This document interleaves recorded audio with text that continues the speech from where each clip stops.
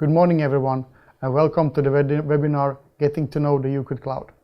This is the first webinar which represents the ECHA Cloud Services. My name is Tommy Hegg and I work as the Product Manager for the ECHA Cloud Services here in ECHA. As usual in the ECHA webinars, we always have a question and answer session in the end, and you can always ask questions during the presentations. You can do this by using the Q&A panel that you can see on your screen. We have a panel of experts ready to answer you at any time. We also appreciate your feedback on how you find the webinars and how we could improve them in the future. In order to facilitate this, a feedback form will automatically open after the webinar. We would appreciate if you would give us feedback after the webinar. The aim of today's webinar is to give you an overview of what the ECHA Cloud Service are and to provide a demonstration of how to use the cloud services for the SME and the ECHA Cloud for creating a REACH registration dossier.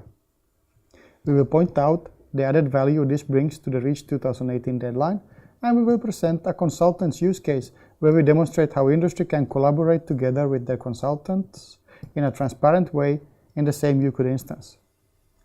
The consultant use case is aimed at demonstrating to you how you can collaborate with your consultant using the ECHA Cloud and to give you the tools and understanding that there might be a need to provide an update of your dossier in a later stage. By using the ECHA Cloud, you have both the data and the tools to submit or ask a consultant to support you in submitting an update whenever it's needed. We will today start with a short presentation by me where I present what the cloud services are and what the benefits are with using them. The second presentation of today will be given by my colleague Eduardo Vencesla, who will show you how to subscribe to the use of the cloud and how to manage your account. The third presentation will be given by Mark Roberts, who will show us how to use the cloud to create a registration dossier. Mark will cover the main functionalities from substance creation and import to data validation and dossier creation. The last presentation today before the Q&A will be given by me, and that is the consultant's use case. After the presentations, we will take a 5-minute break to consolidate the questions asked so far during the webinar and respond to them live. Please remember that you can ask questions at any time via the Q&A panel visible on your screen, and that we will publish a summary of the questions asked and answer provided in a written after the webinar. We hope you enjoyed the webinar. Let's start with the first presentation, which is to give an overview of the ECHA Cloud Services and especially the ECHA Cloud for SME service. The ECHA Cloud Service is a new platform developed by ECHA to distribute business information systems, such as EUCLID.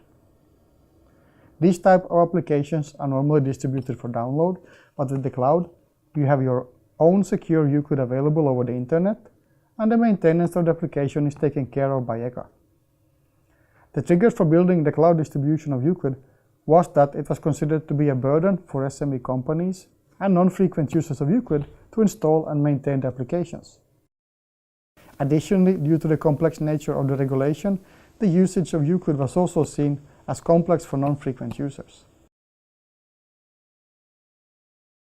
The goals with the cloud service at the moment is to provide the SME industry users of EUCLID an application that significantly reduced the technical burden and cost, mainly on financial and labor point of view, related to hosting, updating, and operating of the EUCLID application. Additionally, it's built to provide a collaboration tool for industry to work in a transparent way together with their consultants. As I try to support the dossier preparation process for those companies that wants to prepare their dossier themselves, we are currently building a project approach on top of EUCLID with the aim of supporting the dossier preparation process. This is aimed to be finalized by the end of the year and might organize a webinar early 2018 to present it.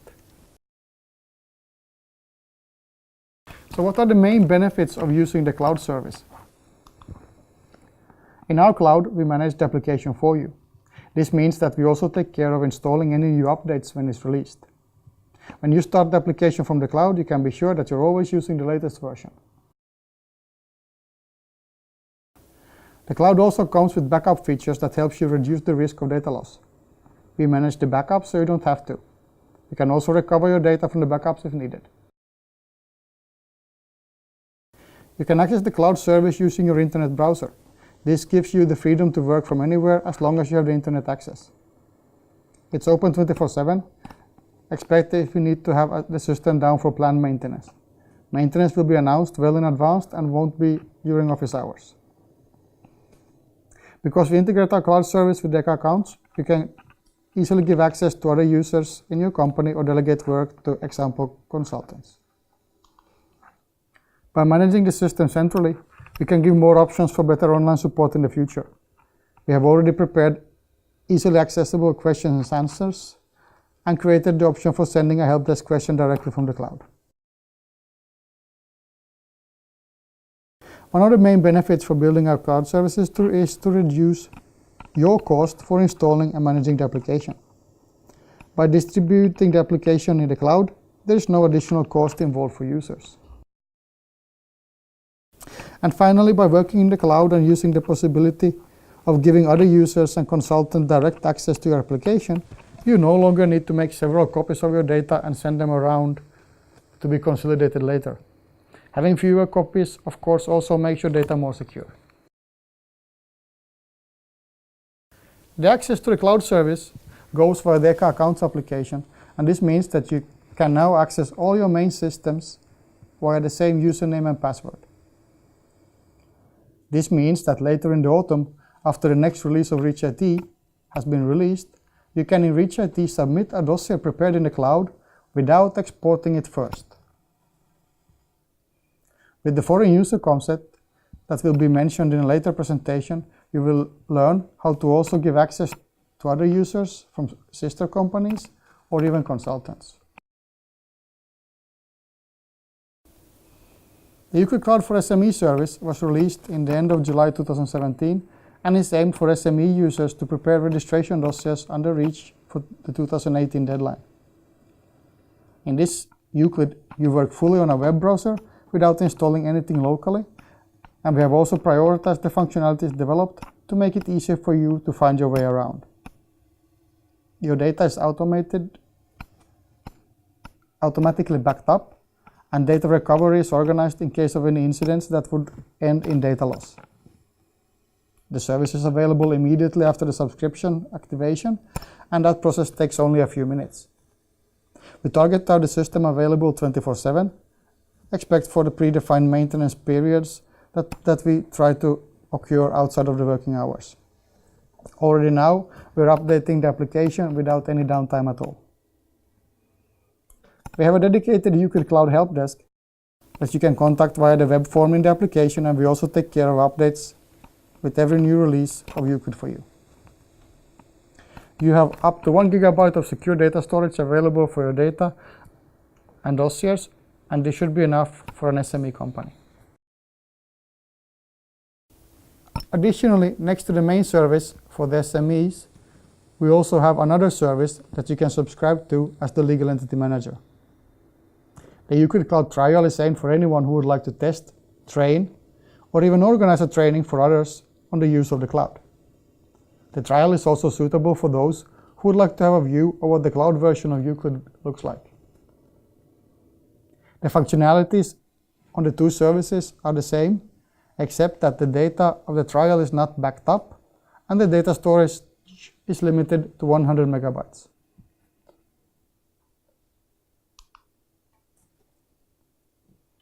As a summary of this presentation, I would like to pinpoint the most important aspects for you to remember.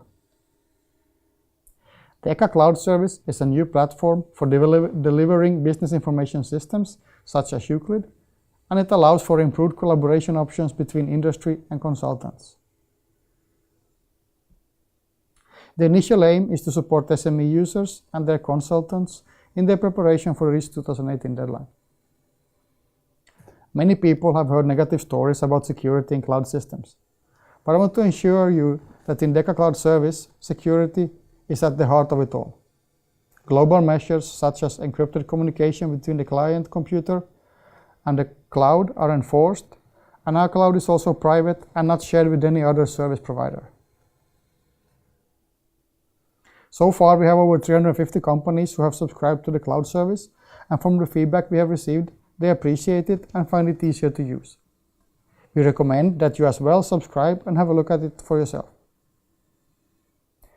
Then when the time comes to prepare the dossier, you would already have an up-to-date Euclid ready to serve you. That concludes the first presentation for today. The next presentation will be given by Eduardo, who will demonstrate how to subscribe to the use of the cloud.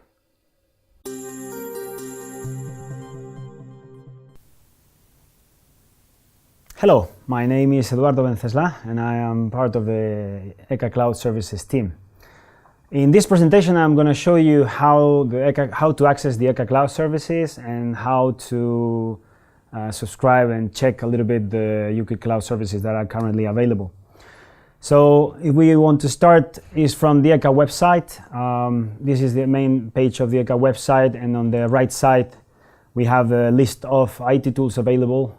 And one of them is the ECHA Cloud Services. So if we click in the ECHA Cloud Services, we see the ECHA Cloud Services page that currently it has an introductory video of the cloud services, a list of the two cloud services that are at the moment available, the ECHA Cloud Trial and the ECHA Cloud for SMEs. And if you go a little bit down, you will see as well the ECHA Cloud video tutorials. So if you click here, you will see the ECHA YouTube channel that where we have a list of videos available, and where we will be uploading more and more videos as we produce them. So with that said, just to know how to access the ECHA Cloud service, we have a button here on the right side. So we click here, and now there are two ways to log in. If you already have an account with any of the other IT tools like Reach IT, R4BP, or EPIC, you just log in and you will be able to access the ECHA Cloud services. If not, you have to click here on the register. You will have to enter your account information, create any users that you want, create the legal entity that will be also needed, and then you will be able to log in. In the presentation now, we're just gonna go straight to the login. So we assume we have an account. In this case, I'm gonna call it like this, and we just log in. So when we log in the cloud services, there are two main areas. We have the list of the cloud services available, and on the top you have the cloud, what we call the cloud bar. The cloud bar is a menu full of supporting functionalities, like for example the Q&A. Here you have a page to our Q&As where we can find relevant information about the service. You also can create a support request. So basically, if you have any problem or you have a question about the service, you can enter here the details and submit it to the dedicated help desk that the ECHA Cloud for SMEs has. Here you can check some notifications in case sometimes we have planned downtimes, or we have some information, some news to share with you. You will be able to see here as well. And under your username, we have a menu where you are able to manage your account, switch legal entity in case you are a consultant, for example. I will explain the case in a few minutes. And you can also log out. So before going to the services, I would like to show you a bit on the manage the account.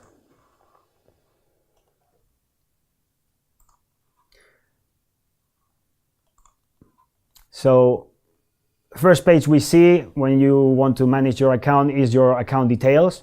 You're able to edit them here. And if you click on the bottom home, you're also able to see your legal entity user details, and you can legal entity details, and you can edit them as well. You can add context, and you can also add or remove or reset password of other users. Very important things to add users and to add foreign users. We have prepared videos, and they are ready as well with more details in our ECHA YouTube channel for the ECHA. And things are very well explained as well. But for example, I'm just going to give an example. I'm going to create a user. I'm going to call it John Cloud, And I'm going to enter some details.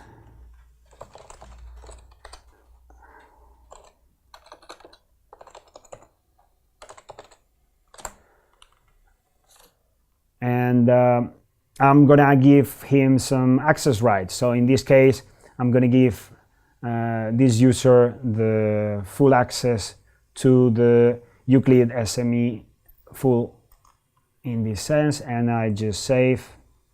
The system will ask me to confirm, and the system will send this user to the email that I have indicated, the username and the password.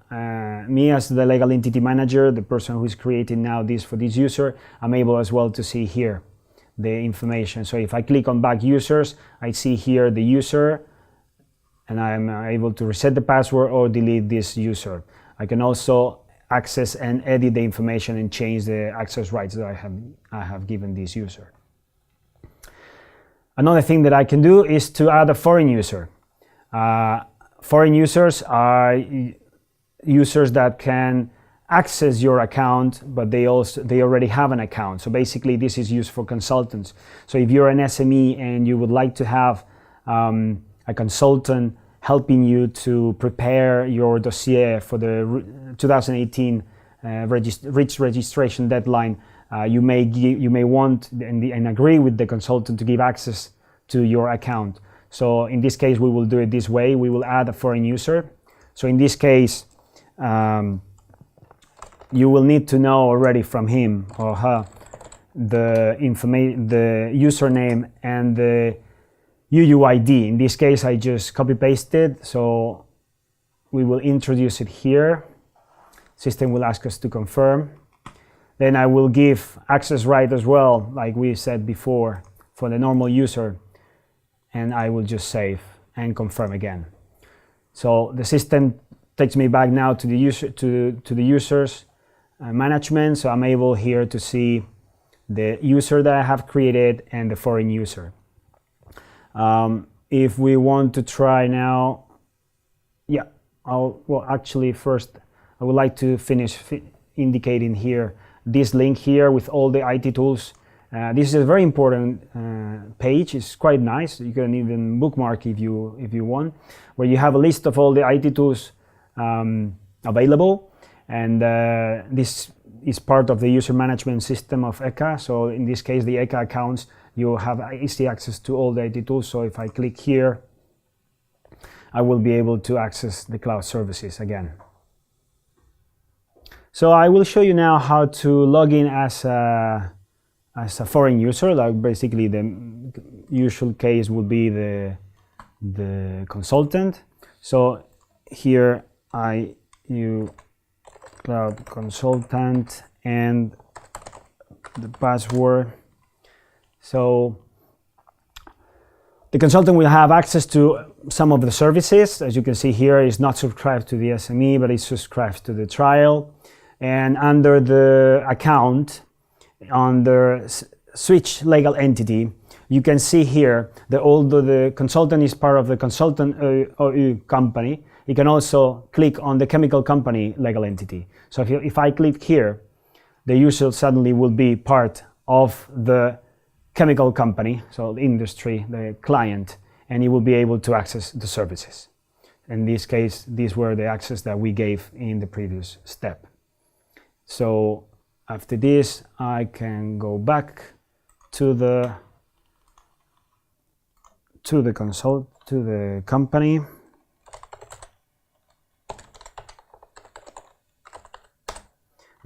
And I will continue explaining the services available. As we saw before, so that I have two services in this case. To this one I have not subscribed yet.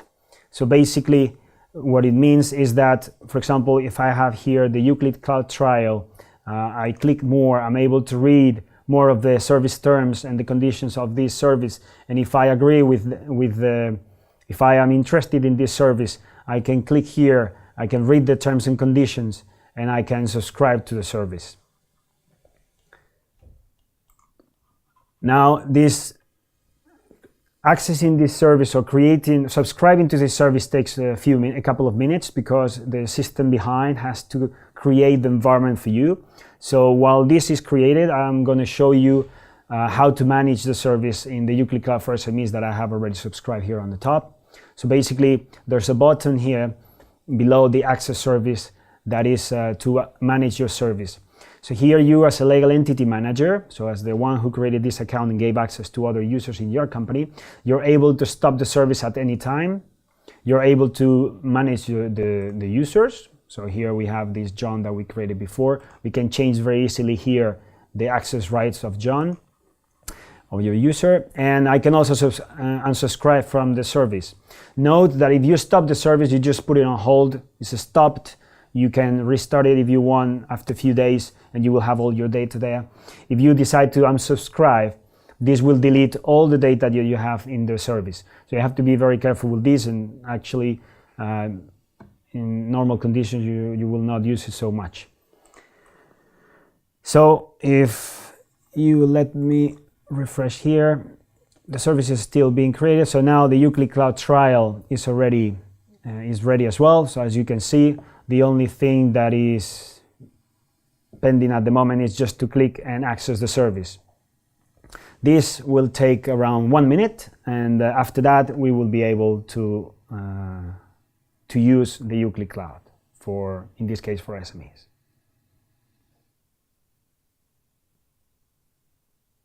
Okay, so after a few seconds, it's less than a minute, the service will be launched and you will be able to start using the cloud. For this, I hand over to my colleague Mark, who will be showing you how to work with the ECHA Cloud services. Thank you very much.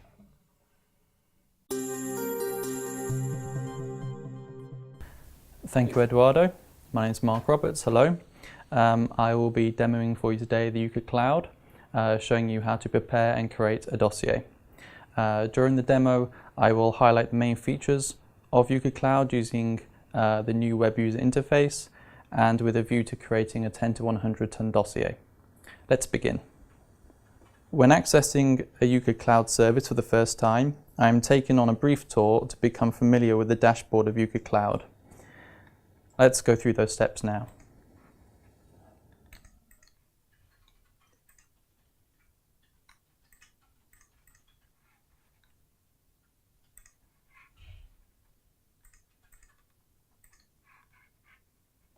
I can finish a tour at any time by clicking on close, or I can just simply end the tour. I am now free to navigate around the dashboard, which is used for three main purposes. Firstly, to import a Euclid dataset or dossier. Number two, to create a new substance dataset. Or number three, to go into a list of existing substance datasets or dossiers. I can import a dataset or dossier by dragging and dropping a Euclid file into the box entitled Import Euclid Files to Cloud. I will do that now.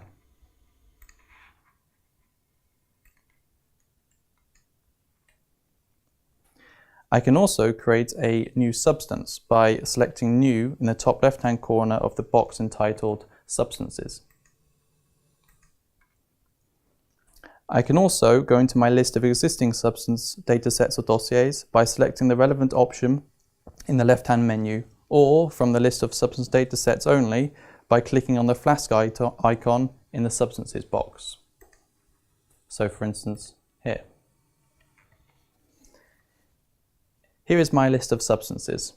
I can search for the substance I wish to view by typing into the query box either my substance name, the CAS or EC number of my substance, or the UPAC name.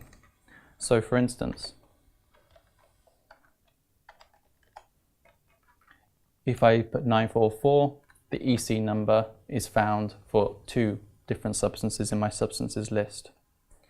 I can also order the list of substances by the date and time the substance was last modified, or I can order the list alphabetically. Let's try that now.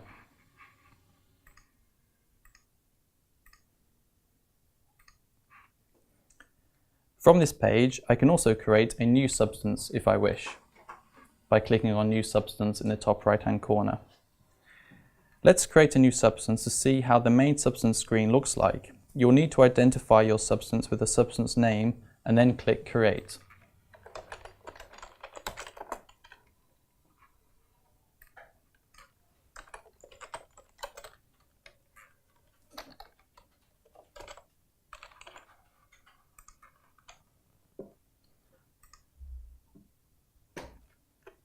I am now presented with a view of my substance dataset. First, notice that the default submission type in Euclid Cloud is reach registration 10 to 100 tons. The table of contents indicates which Euclid sections are relevant for this specific submission type selected and indicates the mandatory sections with a red asterisk. I can change the submission type at any time by selecting a different option from the drop-down menu. For instance, 1 to 10 tons. Let's go back to 10 to 100. Secondly, you'll notice that there are two main types of header information for your dataset. The box entitled Substance Information shows you a brief profile of your substance. This includes the unique identifier for your substance and its associated legal entity, and also includes the UPAC name, CAS number, and the EC number, which will be updated with the reference substance information you enter to identify your substance in section 1.1. The box entitled Dossier Header, above this, here,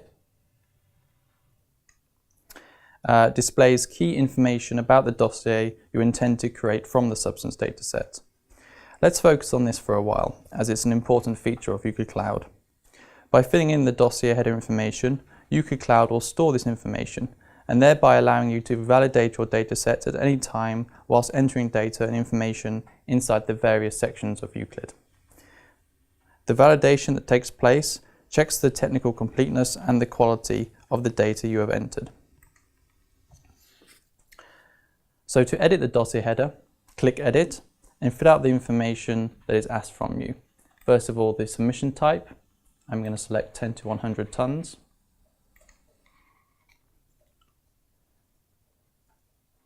As a lead registrant, I will select Joint Submission and provide details on what information I will provide on behalf of the members of the submission. I'm going to provide the chemical safety report and the guidance on safe use. I'll also fill in the dossier name. And I will select also my own tonnage as 10 to 100 tons, which is the same as the joint submission. I'll also need to select the phase-in status as a mandatory field. I'll save this information. You'll see now that this information I've entered has been displayed for you in brief under the dossier header. I will show you these features in a little while, but before that, let's take a look at the screen in front of us. How can you navigate between the various Euclid sections? The web user interface allows you to select a section in the table of contents menu on the left-hand side of the screen, and this will instantly display the relevant section and its subsections.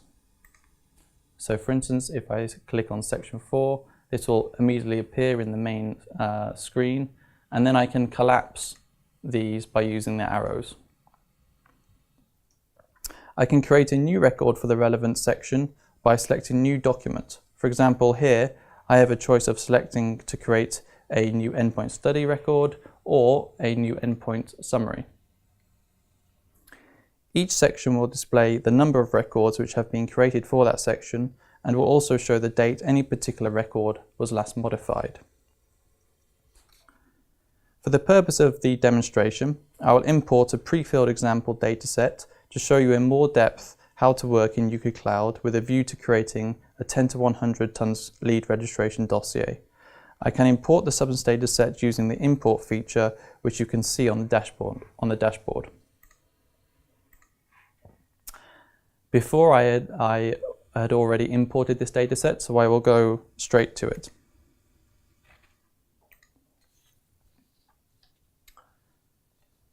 First, I will validate my imported dataset to review its technical completeness and to check the quality of the information it contains. It is strongly recommended that you validate your dataset before creating a dossier and submitting this to ECHA. I select Validate from the top right hand corner of the main TOC screen. And then I make sure I fill in the relevant details in the dossier header. So I'm preparing a 10 to 100 ton dossier.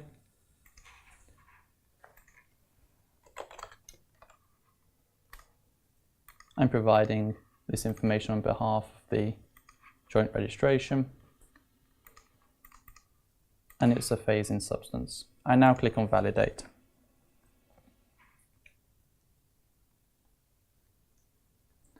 As you can see, a report is displayed and throws up a number of issues I should correct. Let's take a closer look at the layout of the validation report and what it is telling us. First, notice that there are two types of validation checks: a submission checks and a quality checks. I can easily navigate between these. The submission check shows you what is incomplete about your data, and the quality checks point you towards possible inconsistencies in your data which you may wish to review. You can see how many submission checks the validation report has found in the tab. In this case, it's 11. Let's take a look at the validation results themselves. Each result has a Euclid record name which you can click onto to go straight to that record and make the necessary changes. So for instance here in analytical information. Before going to fix an issue, ensure that you read the error message provided by the report. This will help you to understand the issue, and it will provide guidance on how to fix it. This is the message here. If we take a look at toxicological information, from the error message we can see just this one here. So from this error message we can see that the endpoint summary is judged not to be complete. In particular, I am told that nothing has been selected in the hazard assessment conclusion pick list, and that for each hazard this value should be provided. Furthermore, if a DNL or DML or other toxicological threshold is selected from the pick list, an additional value and unit should be provided. Now that I've understood what is wrong, I should check the text underneath the record link. This will indicate the location in the record where the fix is to be made. So let's take a look at the text underneath toxicological information. As you can see here, it's telling me that I should go to the general population and inhalation part of the record. It's also telling me that I should go to the systemic effects, and in particular the long-term exposure. So when I go into the record now, I'll be able to hopefully find my way around and fix the issue.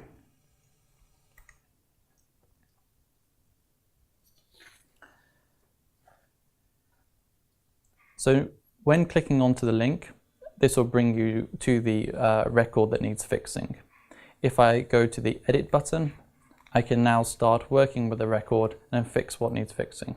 So if I go to the general population, hazard via inhalation route, which is where it told me I should go, you will notice that in the hazard assessment conclusion, there is no option selected. Let's select other toxicological threshold. In the message in the validation report, it told me that if I select this particular phrase, I need to give a unit. So I'll provide that now.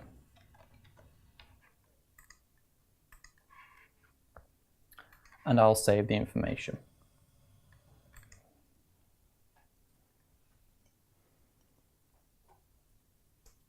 So, before checking if this error has been fixed, I will point out a few things which may help you when editing a record in Euclid Cloud.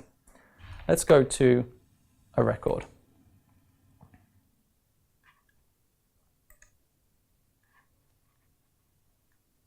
For instance, composition. When you enter a record, you will enter that record in view mode. Note that at any time you can edit this record in the Euclid Swing client by clicking here in Edit in Euclid Client.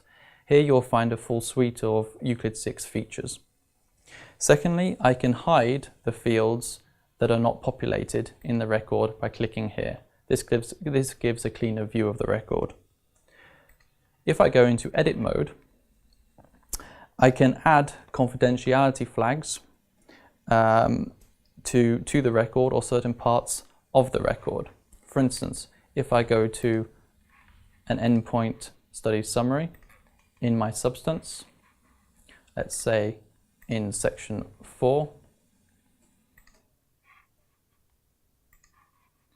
If I click on the flag here, I can provide the information about the confidentiality claim I'm making.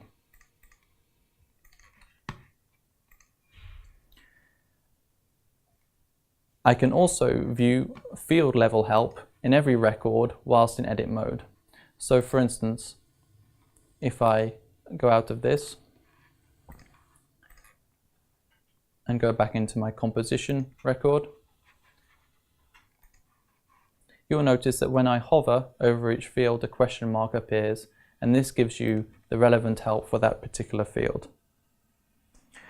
When in a record which contains a link to a data entity, for example, a composition record which contains a link to a reference substance, I can select to create a new reference substance or choose one which I have already used before.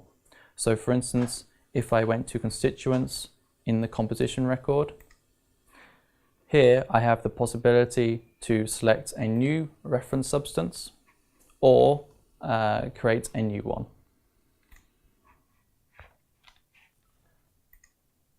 Okay,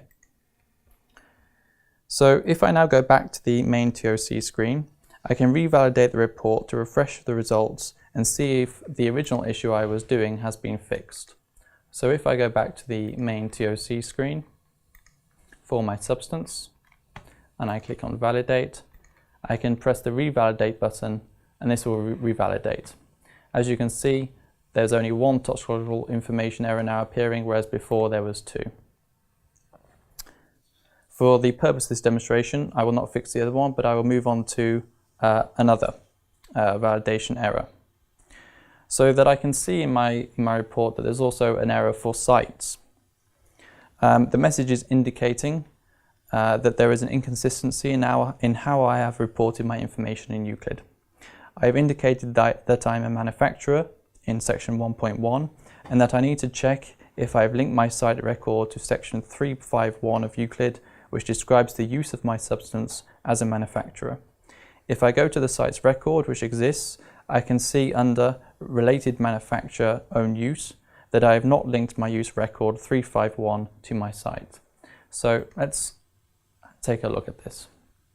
As you can see here, I have not linked my site. So the first thing to do is to go and link my manufacturer to my site. From the options here, I can see that I have no manufacturer record, so I need to go and create that manufacturer record. So I go back to my main TOC screen for my substance. I go to section 3 where the use information is found. I find the manufacturer section and I click on new document. For the manufacturer document, there are 3 minimum fields required. One is the manufacturer name, the other is the environmental release category, and the other is the process category. So if I enter a name for my manufacturer, I also enter an environmental release category and also a process category. So now I've completed my manufacturer record, and now I can link this to my site.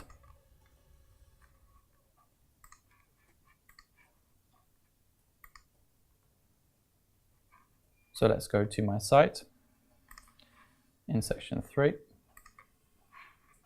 I can edit this record.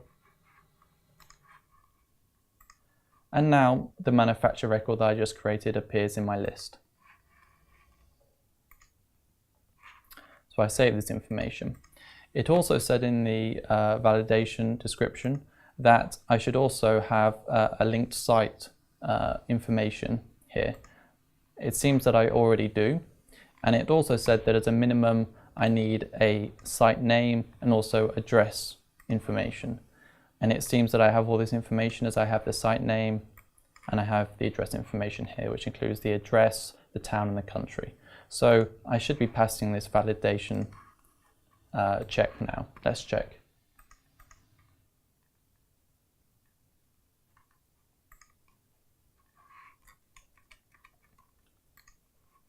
So if I revalidate,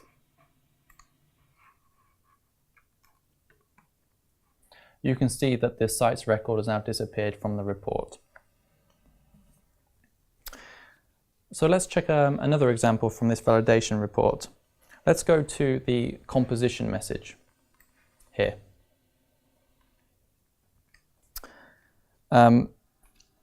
This check is particularly relevant for lead registrants, so it's a good example for a 10 to 100 ton dossier by a lead registrant.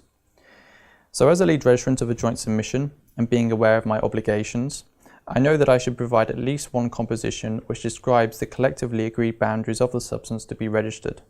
The validation check is indicating that the type of composition is missing from my composition. So let's go to the record to check what is wrong. So as you can see, the type of information has not been provided.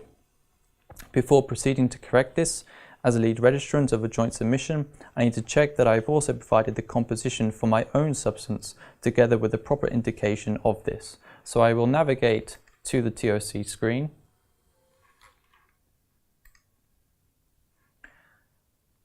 So here, my first composition record describes the composition of my own substance, and I have correctly indicated this in the type of composition with the phrase legal entity composition of the substance. If I go to the other composition record, which is the one which threw the validation error, you can see that I have no type of composition, and this is my boundary composition. So I select boundary composition of the substance. Note that multiple boundary compositions can be provided if relevant. So if I save this now and go back to the validation report,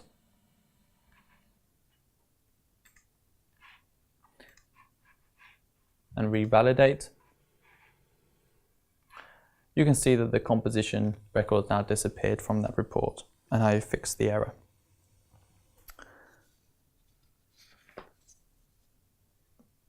So let's take one final look at a validation error. Let's look at the analytical information.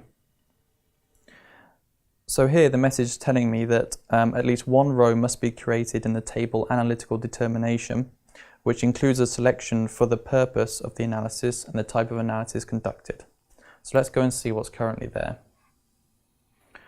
So I have two different sets of information under analytical determination, and it seems that I'm missing the type of analysis. So let's edit this and correct the issue.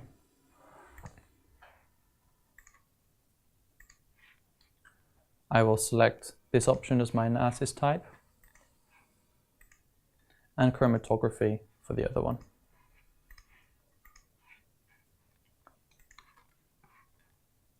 So let's see if we've fixed this in the validation report.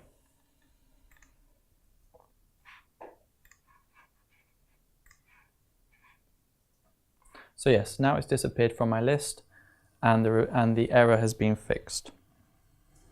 So let's move on and see how we can create a dossier from this data set.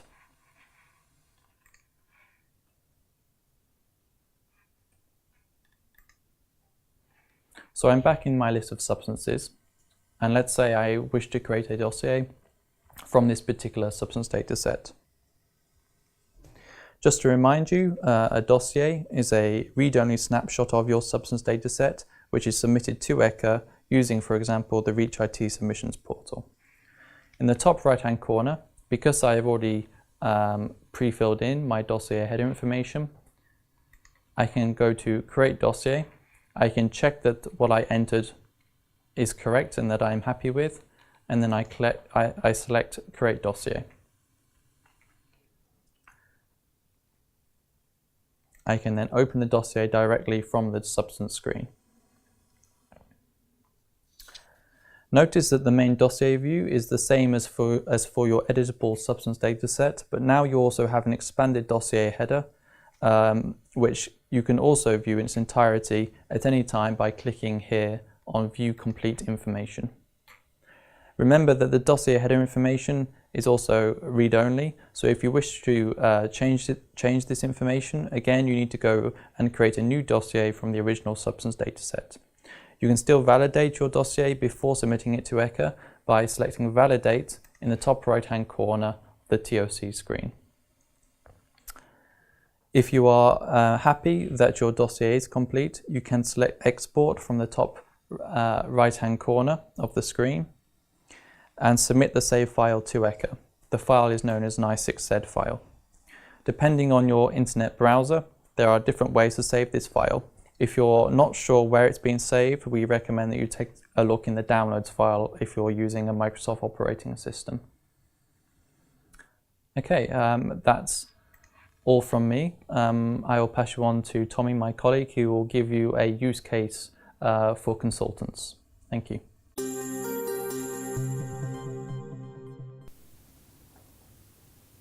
Meet John. He owns a small family business manufacturing and importing chemicals in the EU. You might recognize John from his previous work in promoting the REACH 2018 roadmap and the ECHA Cloud. John decided early in his registration process that he needed help and hired a consultant. From the ECHA website, John found information on what he should think about when selecting his consultant. In this part of the webinar, we will show you how John and his consultant can both benefit from working together in the ECHA Cloud. The goal of the cooperation between John and his consultant is to ultimately prepare and submit successfully a registration dossier to ECHA. John also knows that the registration process does not end with the submission and that he might have to submit additional information to ECHA at a later stage. In order to submit updates, John needs to ensure that he knows what data has been sent on his behalf, and he also needs to have a copy of it in case he does not wish to be tied down to the same consultant in the future. By using the ECHA Cloud, John and his consultant can collaborate transparently, accessing the same data.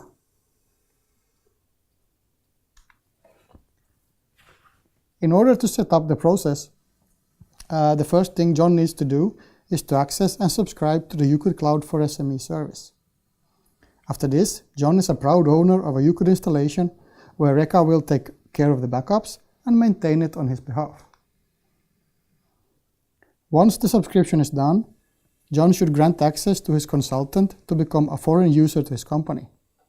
To do this, John needs to get the consultant's username and legal entity UUID in order to give her access to his ECHA. John found it very handy that ECHA had prepared a small video tutorial that shows how to do this part because it sounds quite technical. If John wants that the consultant also submits the dossier for him after the preparation, he also must remember to give the consultant access rights to reach at the application.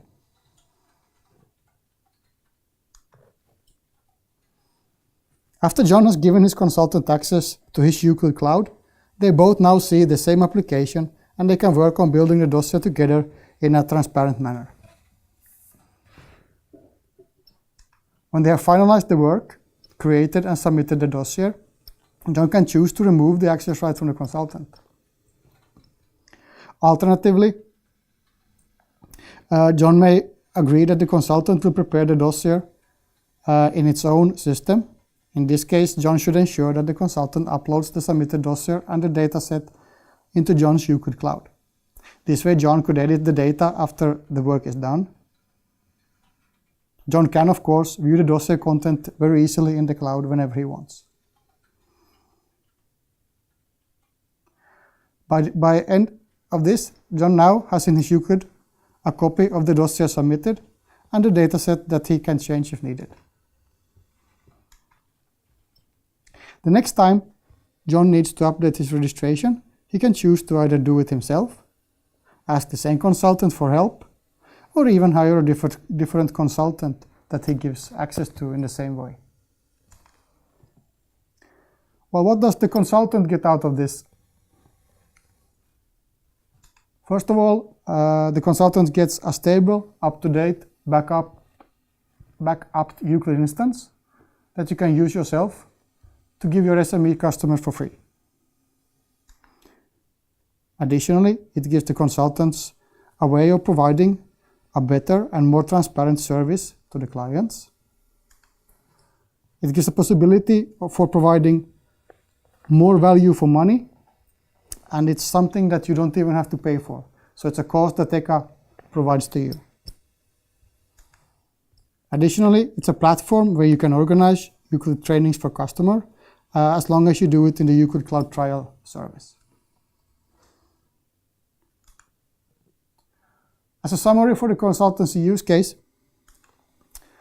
first, step 1, access and subscribe to ECHA Cloud for the SME service. The second step is to give access to consultant as a foreign user. Step 3 is to prepare, create, and submit the dossier. And in the end, ensure to have the dossier and the dataset in the ECHA Cloud for later use. And this is how an SME can work together with a consultant transparently in the ECHA Cloud. And that concludes the presentation for this webinar. We will now move over to the live Q&A session of the webinar. We will start by taking a 5-minute break while we gather the questions that has been coming in so far, and it also gives you time to ask additional questions.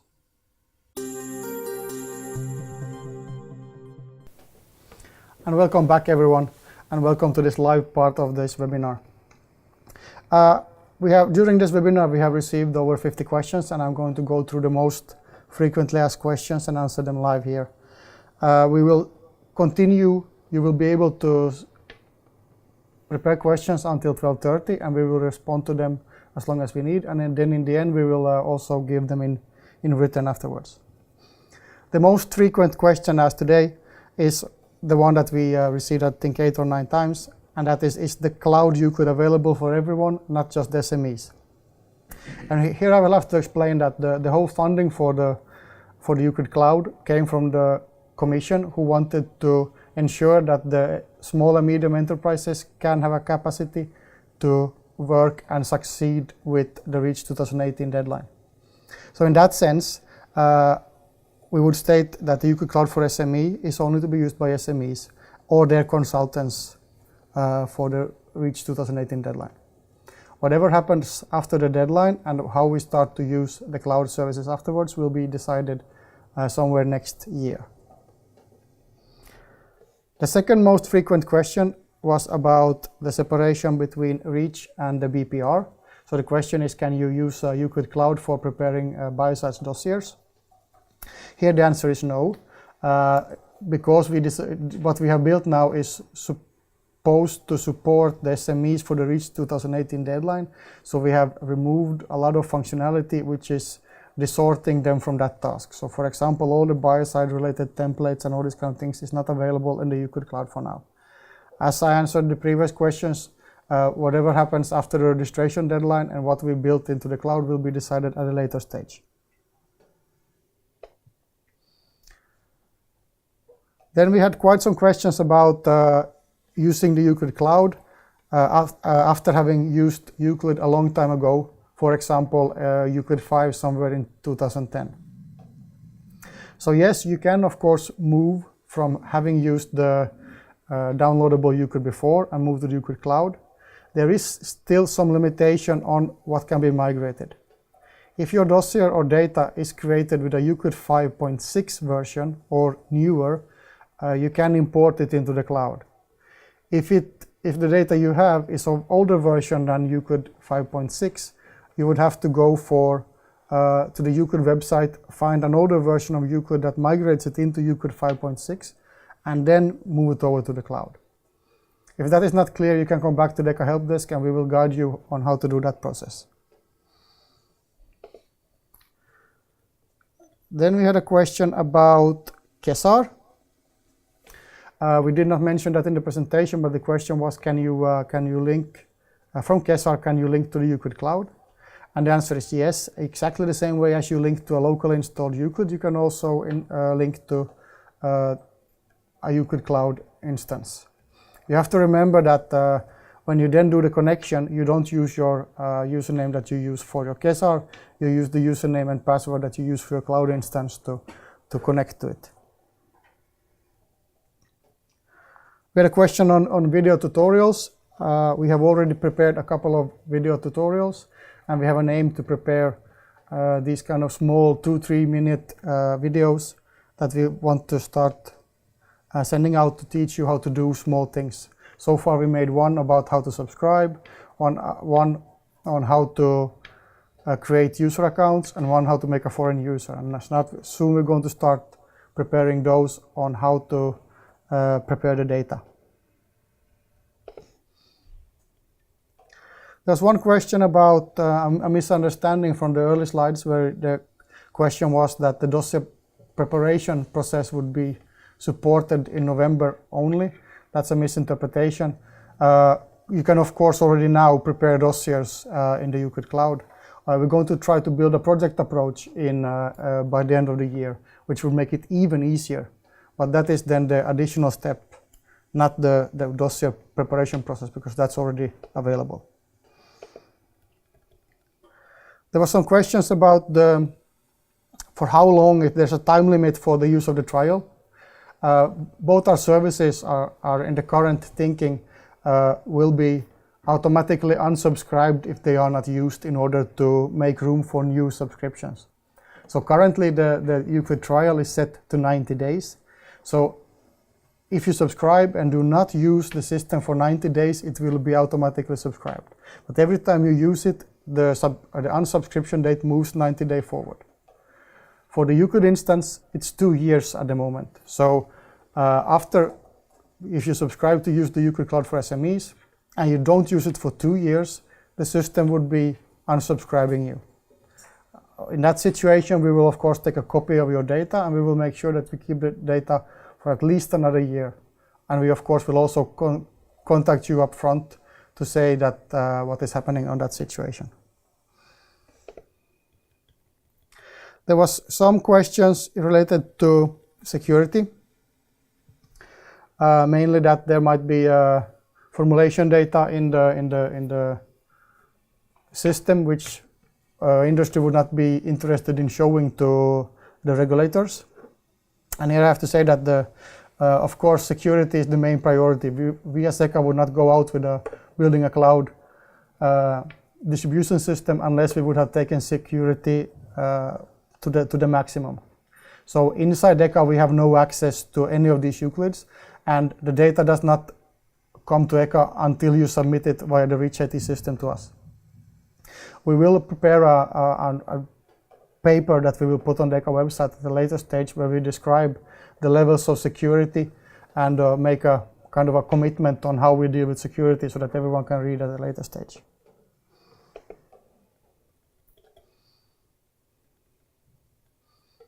There was a question about the no help desk for trial. That means that the trial is not meant for asking questions related to content or filling in. If you have a technical question with relation to the trial that you can't log in, or it's breaking up, or there is some bugs, of course you can use the help desk, because that's collecting all the technical problems available. So I correct that to yes, there are help desk support, but only on the technical questions. Then there's a question about moving from a downloaded ECHA installation to move to the cloud, how that would happen. And that would happen in a way that you would export all your dossiers from your currently installed download installation, and then you would start to import them into your subscribed ECHA version. And then you would be able to continue the development of those dossiers in the cloud version. We had a technical question about integrating the ECHA Cloud with other type of authentication providers, like Azure Active Directory, local LDP service, or whatever. But the answer is no. We have built our own ECHA account system, which allows you to connect to all our ECHA systems, and at the moment we are not expanding that to anything broader. There is when we go down to the consultancy questions, there is a question about how you can control that the consultant only sees one substance and not all of your substances. We have not, in this version of Euclid, we have not taken in the business content, business part where you would be able to say that this user only has access to certain substances. If you're in a situation that you would not like the consultant to see your other substances, you would have to do it the other way around. As mentioned in the presentation, you would ask your consultant to prepare his dossier in his local Euclid. And when he is done, at the end of the contract, he would give you the Euclid dataset and the Euclid dossier for you to import into your Euclid. In the end, the final product is the same. You have a Euclid installation that contains both the dossier and the data. What you didn't have there in between is the fact that you wouldn't have had the collaboration possibilities.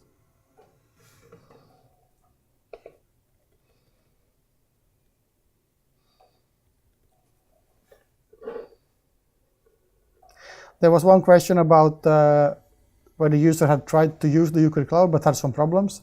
As everywhere else, if you have a problem, go to the live boy on the top and create a service desk ticket so that we can come back to you via that one.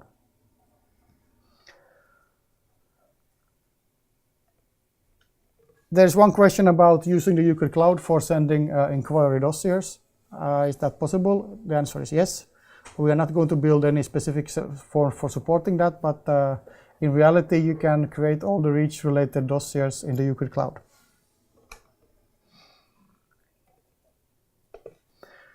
And the last question I'm going to answer live is a question about should the consultant also subscribe to the Euclid Cloud? And this is, it depends on how you want to run the scenario. But if the consultants need a Euclid installation in order to support an SME customer, they are free to subscribe to the Euclid Cloud for SMEs. So in the situation that the consultant would prepare the dossier in their own instance and then give it to the SME users, that would be a very good scenario. So yes, please go ahead. And that concludes the live Q&A session for this webinar. We thank you all for participating. Please be reminded that after this, there's going to be a feedback form which is launched. You can continue to ask questions until 12:30.